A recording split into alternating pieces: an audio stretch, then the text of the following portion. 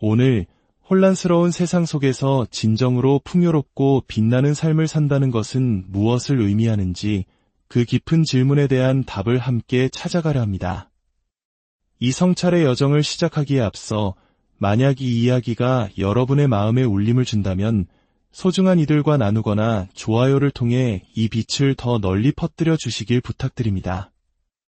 여러분의 작은 실천 위에 하나님의 은혜가 함께하기를 소망합니다.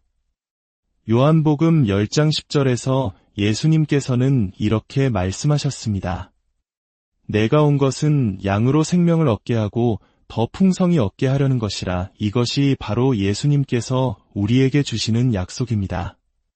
생명, 그것도 단순한 생존이 아닌 깊고 풍성하며 끊임없이 확장되는 참된 생명. 예수님은 친히 그 생명으로 들어가는 유일한 문이라고 선언하십니다. 다른 길, 뒷문이나 창문, 담벼락은 없다고 말씀하십니다. 하지만 이 생명의 약속 곁에는 언제나 거짓의 속삭임이 존재합니다. 거짓은 교회 안에서는 잘못된 복음의 형태로, 교회 밖에서는 세상을 현혹하는 이데올로기나 신념체계의 모습으로 나타납니다. 그것들은 마치 진실의 작은 조각을 쥐고 있는 것처럼 보이지만 교묘하게 비틀리고 왜곡되어 결국 우리를 죽음으로 이끕니다. 생명을 약속하는 듯 다가와 우리의 영혼을 도둑질하고 파괴하는 것입니다. 그렇다면 우리가 하나님의 백성으로서 이 땅에서 생명의 공동체를 이룬다는 것은 구체적으로 어떤 모습일까요? 오늘 우리는 그 5가지 모습을 함께 그려보고자 합니다. 첫째, 생명의 공동체는 하나님께서 생명의 창조주이시며 유지자이심을 세상에 선포합니다. 창세기 1장 26절에서 28절 말씀입니다.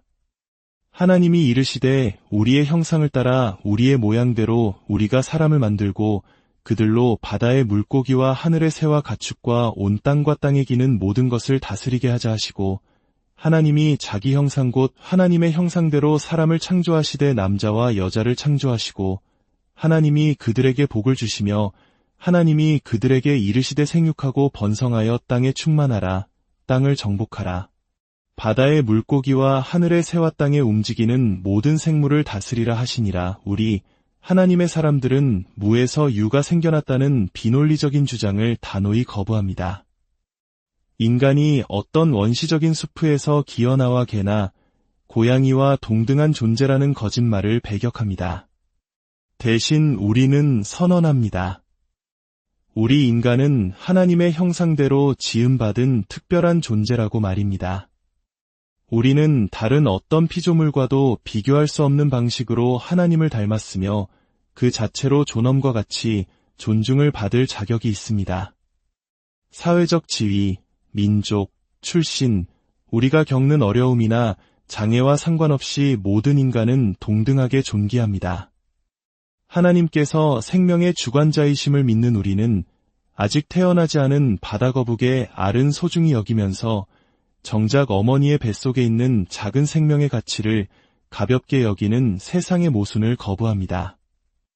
우리는 생명의 창조주가 계시며 그분이 우리를 붙들고 계심을 믿습니다. 그리고 우리 인간에게는 하나님을 닮은 특별함이 있음을 고백합니다. 성경을 보면 하나님께서는 성막이나 성전에 자신의 형상을 담은 어떤 우상이나 조각도 만들지 말라고 명하셨습니다. 왜일까요?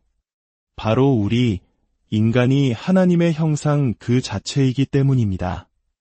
우리가 이 땅에서 하나님을 대신하여 세상을 다스리는 대리통치자, 살아있는 하나님의 아이콘이기 때문입니다.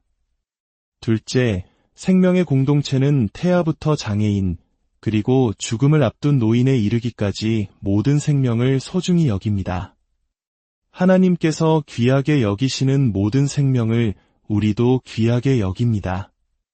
우리의 가치체계는 세상의 그것과 다릅니다. 제게는 중증장애를 가진 아들을 둔 친구가 있습니다. 그의 아들은 20살이 넘었지만 평생 누군가의 도움이 필요할 것입니다. 세상의 잣대로 사회에 어떤 기여를 할 수 있는가를 묻는다면 그는 할 수 있는 것이 많지 않아 보입니다. 하지만 그 아들에게는 저와 같은 평범한 사람들이 결코 가질 수 없는 순수함과 자유로움이 있습니다. 그의 애정은 돈으로 살 수 없으며 그의 마음은 말로 설득할 수 없습니다. 그는 찬양이 흘러나오면 서툴지만 온 마음으로 춤을 춥니다. 그 모습 속에서 저는 우리 중 누구보다도 자유로운 영혼을 봅니다. 그는 책을 쓰거나 위대한 신학자가 될 필요가 없습니다.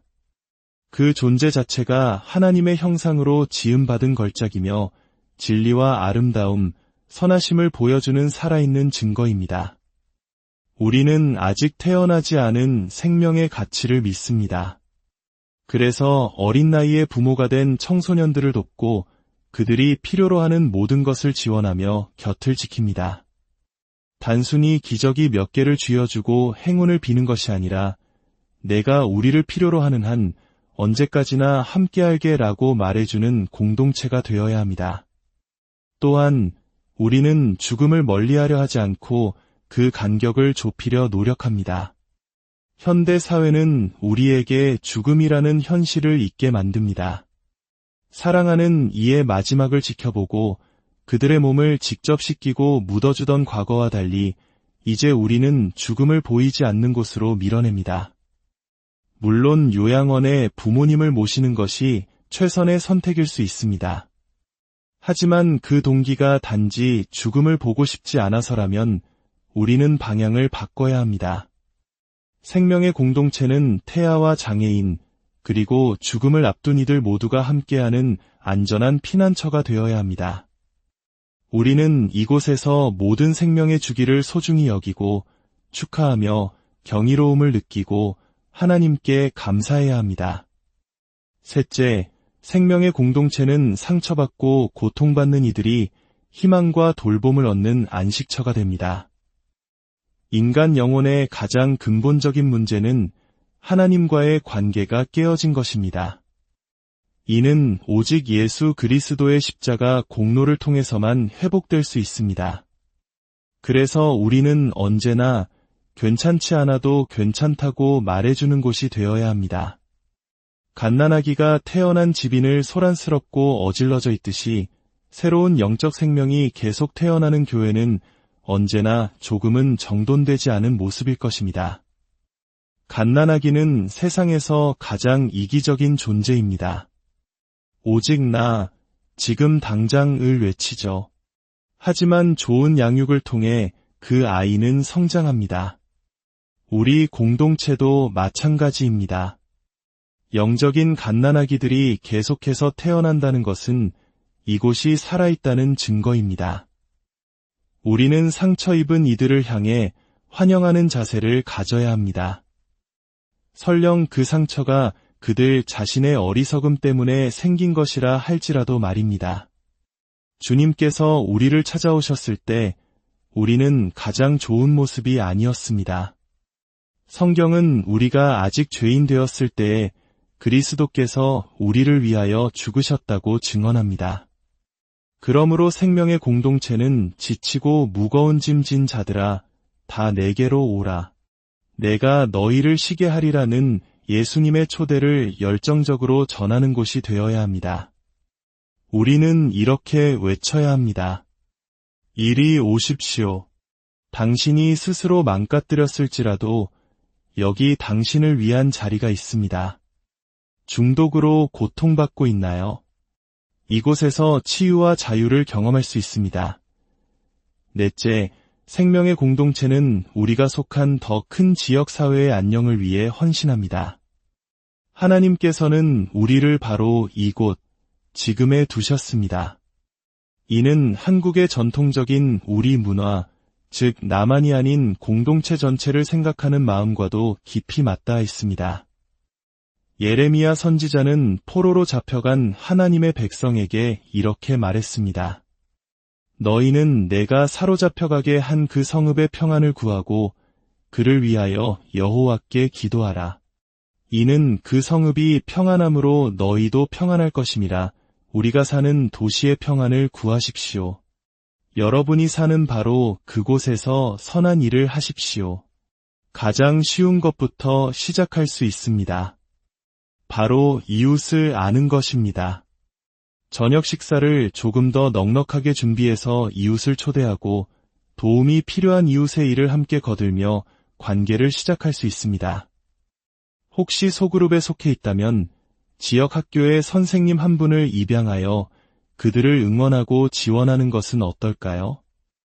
혹은 우리 주변에 점점 늘어나는 노인 요양시설을 방문하여 어르신들의 말벗이 되어드리는 것은 어떨까요? 이는 진리, 아름다움, 선함을 향해 나아가는 구체적인 발걸음입니다. 또한 지역사회에 투자하십시오. 지역에서 사업을 시작하고 지역 주민을 고용하며 지역 상점을 이용하십시오. 우리가 이곳에 하나님의 백성으로 부름받았기에 우리가 속한 이 도시의 안녕을 구하며 하나님의 선하심과 아름다움을 드러내는 것입니다. 마지막 다섯째, 생명의 공동체는 억압받고 연약하며 목소리 없는 이들을 위해 적극적으로 싸웁니다. 이것은 억압하는 자들, 연약한 이들을 이용하는 자들, 목소리를 빼앗는 자들에 맞서 싸운다는 의미이기도 합니다. 성경의 하나님은 정의와 자비에 대해 매우 진지하십니다. 이 사명을 감당하기 위해 우리는 전 세계의 거대한 문제 이전에 우리 주변의 문제에 눈을 떠야 합니다. 예를 들어 지구 반대편의 한 대도시에서는 매년 수십만 명의 10대들이 인신매매의 희생양이 되고 매일 밤 수백 명의 아이들이 성적으로 착취당하고 있다고 합니다. 이것은 단지 먼 나라의 이야기가 아닙니다. 악은 어디에나 존재합니다. 교회의 역사적인 자세, 그리고 우리가 가져야 할 자세는 우리가 여기 있는 한 안 된다. 우리의 감시 아래에서는 절대 안 된다고 외치는 것입니다. 우리에게 시간과 자원, 기회가 있는 한 우리는 어둠이 활개치도록 내버려 두지 않을 것입니다. 이러한 자세가 바로 어둠을 밀어내고 노예 제도를 종식시켰으며 전 세계의 악을 극복해온 하나님 백성의 힘이었습니다. 또한 우리 주변에는 위탁 가정의 보살핌이 필요한 아이들이 많이 있습니다. 이 아이들을 위해 우리가 무엇을 할 수 있을까요? 우리 모두가 위탁 부모가 될 필요는 없습니다. 어떤 이들은 그저 위탁 부모들이 잠시 쉴 수 있도록 아이들을 돌봐줄 수 있는 훈련을 받기만 해도 됩니다. 어떤 이들은 기도하고 어떤 이들은 물질로 후원할 수 있습니다. 우리가 우리 공동체에서 가장 연약하고 상처받은 가정 속으로 들어가 하나님의 은혜로 소금과 빛, 그리고 생명을 전하는 교회가 된다면 얼마나 놀라울까요? 마지막으로 한 가지 비유를 들려드리고 싶습니다. 제 아들은 컴퓨터로 서사적인 정보 게임을 즐겨합니다. 사무라이나 기사가 되어 괴물, 악마, 용과 싸우는 것을 좋아합니다. 그 모습을 볼 때면 저는 이렇게 말해주고 싶습니다.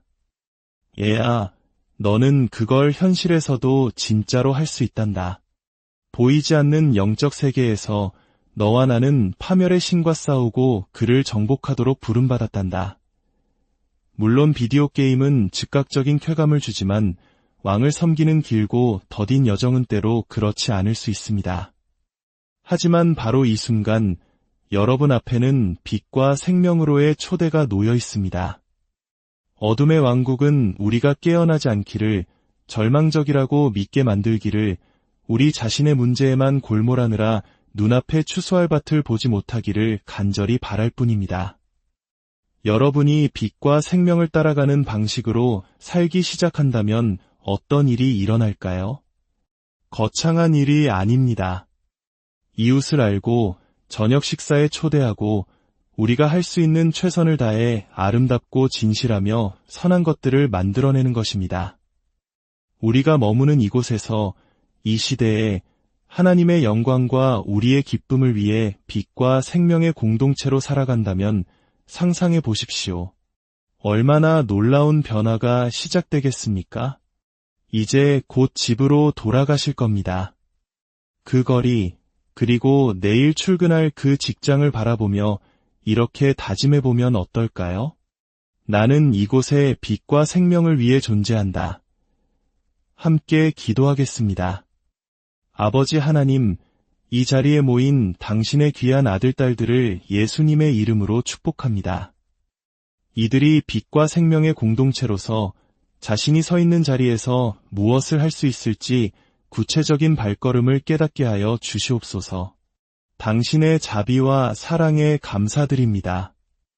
여러분의 삶의 모든 걸음마다 빛과 생명이 함께하기를, 여러분이 머무는 모든 곳이 하나님의 선하심과 아름다움으로 채워지기를 우리 주 예수 그리스도의 이름으로 축복하며 기도합니다.